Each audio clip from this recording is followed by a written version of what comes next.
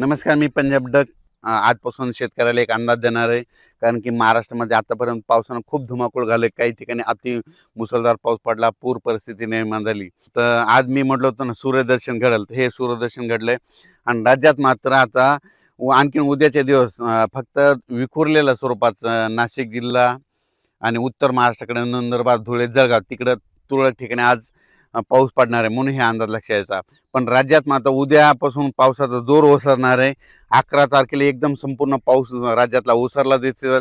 मुंबईचा देखील पावसाचा जोर ओसरणार आहे, पुण्याकडला ओसरणार आहे, नाशिकचा ओसरणार आहे, कोकणपट्टी घाटमाथ्यावरचा देखील 2 दिवसानंतर ते देखील जोर ओसरणार आहे. आता खूप काही मोठा पाऊस पडणार नाही.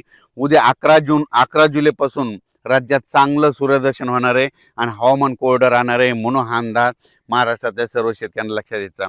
त्याच्यानंतर राज्यामध्ये बऱ्याच भागामध्ये हा पाऊस झाला आणि त्याच्यामध्ये देखील आणखीन काही भाग वंचित आहे. तर त्या शेतकऱ्याला सांगू इच्छितो की राज्यामध्ये आता पाऊस कधी येणार आहे, तर काय होणार आहे, 15 जुलैच्या नंतर 15, 16, 17 जुलैच्या नंतर राज्यात पुन्हा थोडाच मध्ये विखुरलेल्या स्वरूपाचा सगळीकडे पडणार नाही. फक्त ते पाऊस काय होणार आहे, जे वंचित जिल्हे आहेत, एक नांदेड जिल्हा झालं, काही भाग लातूर जिल्हा, धाराशिव जिल्हा, सोलापूर जिल्हा आणि बीड जिल्ह्याचा, त्या भागामध्ये काय होणार आहे, म्हणजे 15, 16, 17 जुलैच्या दरम्यान तुरळक ठिकाणी भाग बदलत त्या 2-3 जिल्ह्यामध्ये एक पावसाची हजेरी असणार आहे म्हणून हा अंदाज लक्षायचा. महाराष्ट्रात देखील विखुरलेल्या स्वरूपाचाच 15, 16, 17ला थोडाफार पाऊस येणार आहे. सगळीकडे पडणार नाही, फक्त स्थानिक वातावरण तयार होऊन ते पाऊस पडेल म्हणून हे अंदाज शेतकऱ्यांना लक्षात यायचा.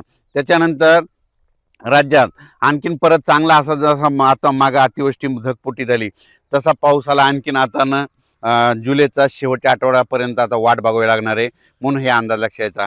आता ज्यांच्याकडं सोयाबीन असं तर त्यांनी काय करायचं, आता जमिनीमध्ये ओल भरपूर आहे, 10-12 दिवस झाले असेल तर तुम्ही तुमचं तणनाशक फवारू शकता, कीटकनाशकाच्या फवारणी करू शकता, डवरणी वखरणी करू शकता म्हणून शेतीची कामे करून घ्यावी.